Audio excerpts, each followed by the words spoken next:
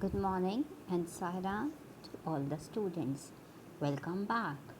I hope you all are learning from your online classes. Students, in our last session, we had started our chapter number 2 of history, and that is on the trail of the earliest people. So, today also we are going to finish our rest of the topic. So, here our chapter number 2 from our NCERT book is on the trail of the earliest people. So, in last session we have covered about factory side, habitation side, and I told you about different definitions, why they known as the hunters and gatherers, how they behave. So today we are going to study our NCERT topics. So the first NCERT topic is choosing a place to live in. Okay, so choosing a place to live in. How the hunter and gatherers were choose the place to live in that time. Now here we have to focus on two main topics or two main points. The first, as I told you, water was the initial thing for animal and a human being.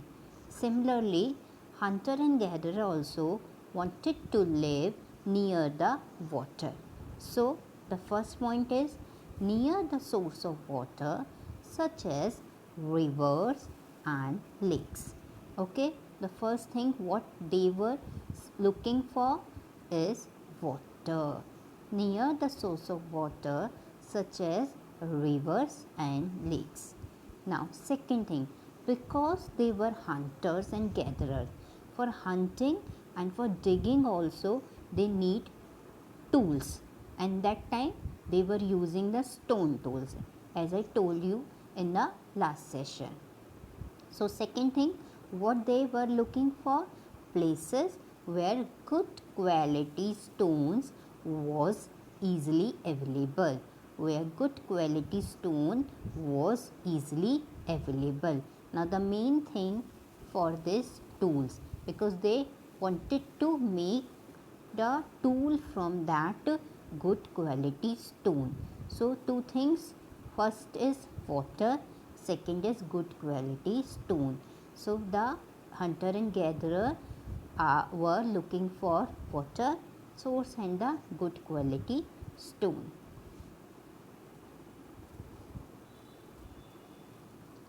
Okay, so as we told about stone, now what were the techniques that time?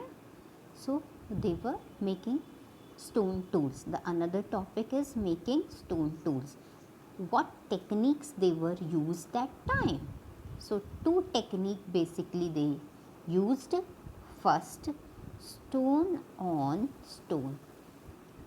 Here stone on stone and pressure flaking and pressure flaking. Now stone on stone. So like one stone used as hammer on another, one stone used as hammer on another. So first technique, stone on stone, one stone used as hammer on another. Now second, pressure flaking. Pressure flaking, here I am giving you an example. Pencil, when you sharpen your pencil with a knife, you are not using a sharpener, you sharpen your pencil with the knife. How you are doing? You are flicking, pressure flaking. With that you are doing you are sharpening your pencil. So core placed on a firm surface. A firm means a hard surface which is very hard, and the hammer stone used to remove flakes, and the hammer stone used to remove flakes. By this they can make arrows also. Okay, so one first technique, stone on stone, second is pressure flaking.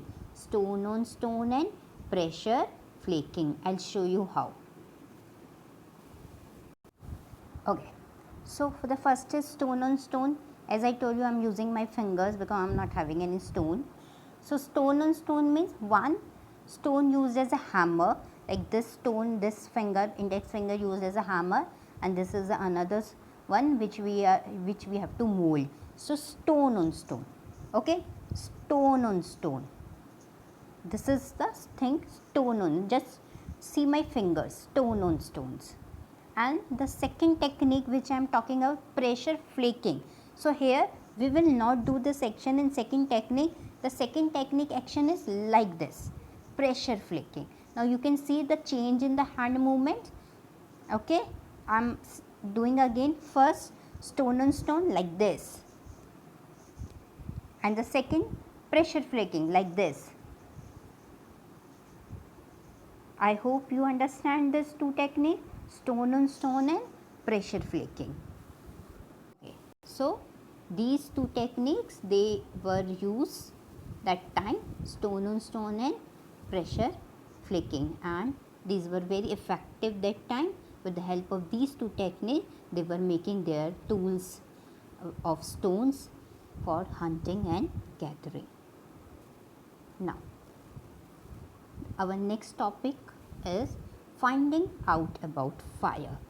Fire, an important invention of that period. Even today also we are using a fire for a lot of things. Think if our grandfathers or early men were not invented this fire, then what will happen today? So fire. And one important thing, this discovery was a simple act. They were just rubbing two stones together, then there was a spark. Okay, so it was a very simple act. They were rubbing the two stones together and there was a spark, and then our fire invented. So this was the invention of fire. Now what were the uses of fire for the early men, hunter and gatherer? To light, to cook food, to scare away the wild animals. Now three important points: to light, to cook the food. Cook the food means they used to cook the animals, and to scare away wild animals, because that time also they were living in the caves or under the shelter of trees.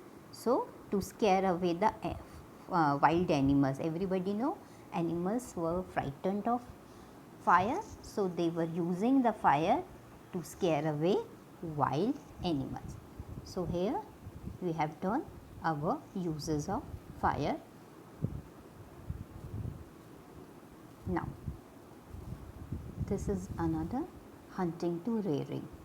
Now hunting to rearing, this was a very important point which changed the life of the hunter or gatherer. Now the hunter and gatherer become a person who started rearing and afterward farming also. So there was a climate change around 12,000 years ago. Okay, so there was a climate change itself.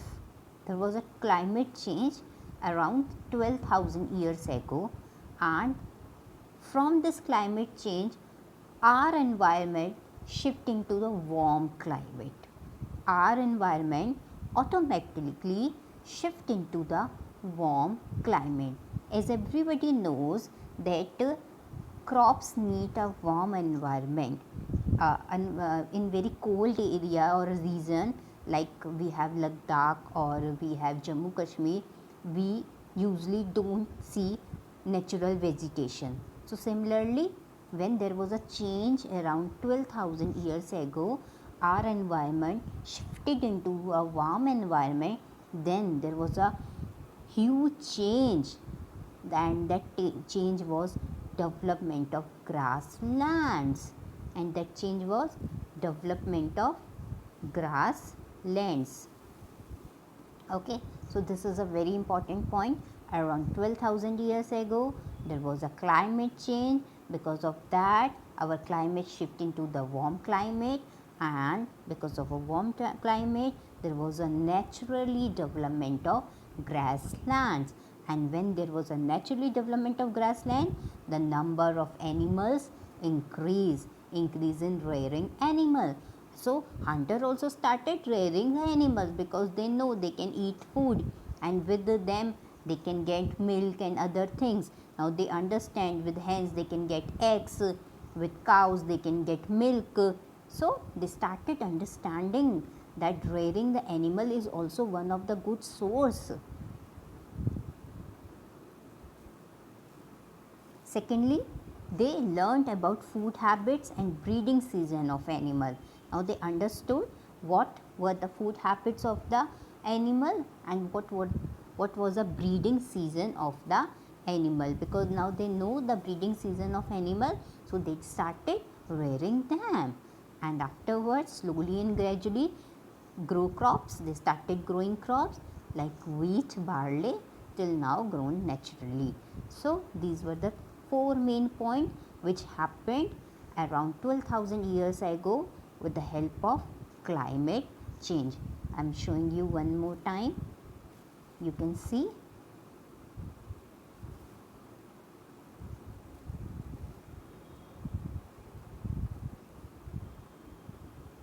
Okay, let's move on to the another topic. Okay, so now our next topic, Paleolithic period or age. Now we have divided our age or the time period into three groups. So one by one I am going to teach you about this. The first one, the early one, is Paleolithic. This word comes from the Greek word. Here I am writing, and it is a word which comes from the Greek one. Here paleo means old and lithos means stone. Okay, paleo means old, lithos means stone. Everywhere when I am talking about lithic, which is a Greek word lithos, which means stone. Now here we can also say this old stone age. So many people used to say this old stone age. Now the important thing, the time period, the time range of this is 2 million to 12,000 years. Total stone age, or we can say 99% of stone age covered by this Paleolithic stone age. 99%, because the stretch was, the time period was too long. It was from 2 millions to 12,000 years. So further it is divided into three: lower, middle and upper. Further it is divided into three: lower, middle, upper. Now what was the main thing about this age? Here first stone tools invented. The main thing about this age is first stone tools were invented. So now you know this. So let's recall. First thing, this was the first stage. It was very long, from 2 million to 12,000. Paleolithic means old stone age, and invention, first stone tool was invented. So in this age, the early man was hunter and gatherer in the starting, but slowly and gradually he started doing other works also, because around this age, as I told you, 12,000, around 12,000 years ago, there was a huge change in the climate. So we can say that, so in this age he also started the rearing the animal, but at the end of this age. Okay, so now let's move on to the another age, Mesolithic. Now here again, Greek word, meso means middle, as I told you, lithos means stone. So we also known as, so it is also known as middle stone age. Now what was the time period of that age? 12,000 years to 10,000 years. 12,000 years to 10,000 years. Now what was the main invention of that time? Tools, bow and arrows were made to hunt deers. So now you can see they no need to run after the deer or rabbit. They can use a bow and arrow to hunt the deer or rabbit. Now this was a very important invention to match the speed of a animal. So Mesolithic 12,000 to 10,000, it is also known as Middle Stone Age. Bow and arrows were invented to hunt the animals. Now one important invention during this second period also is microlithic. Micro means small, tiny. Macro, have you heard this word? Micro means small, tiny, one unit. Macro means large, big unit. So here microlithic, small, tiny tools. What does here it is? Small, tiny tools. So stone tools found during Mesolithic, and the tools were very small, tiny, sharp. This was also one of the good invention of that time.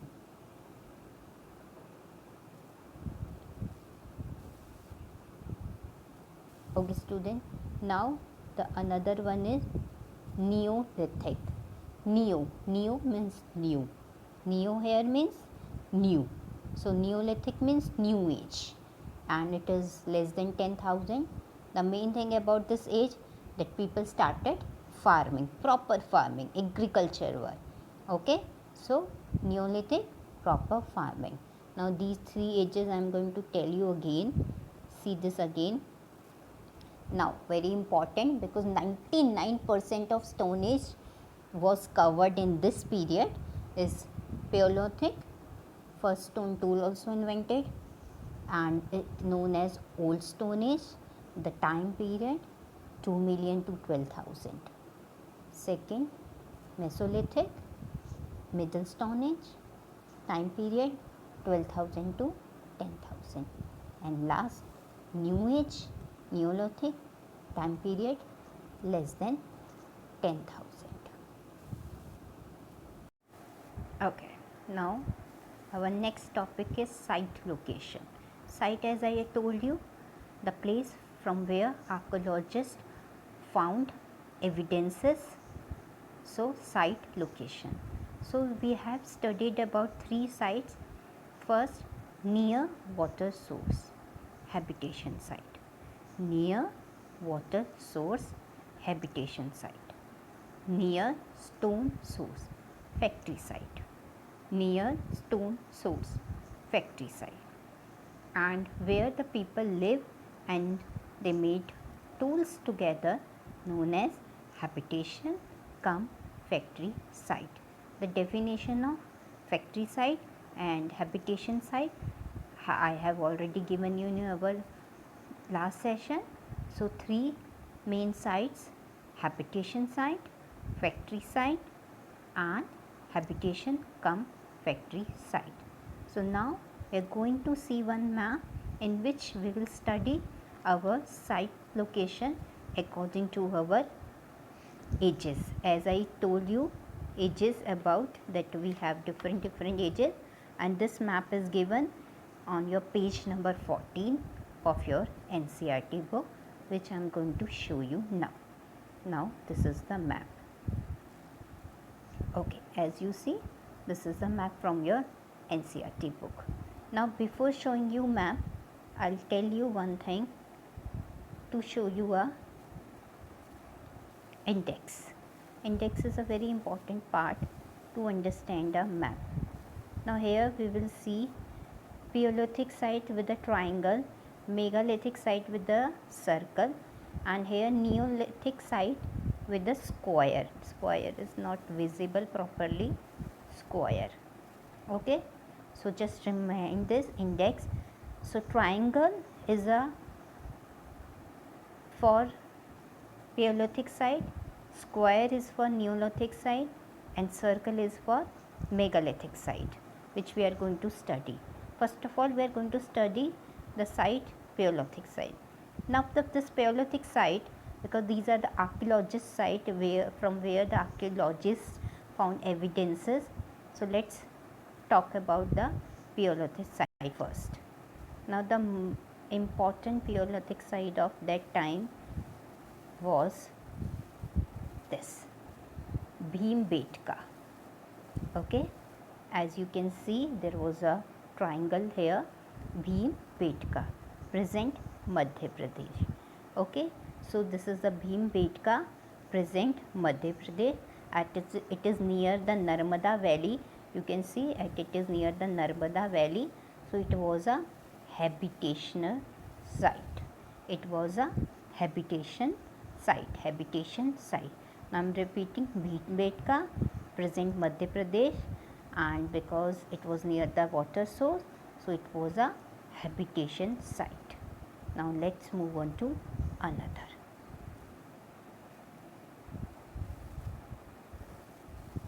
Okay, so here is the another, Hunskai.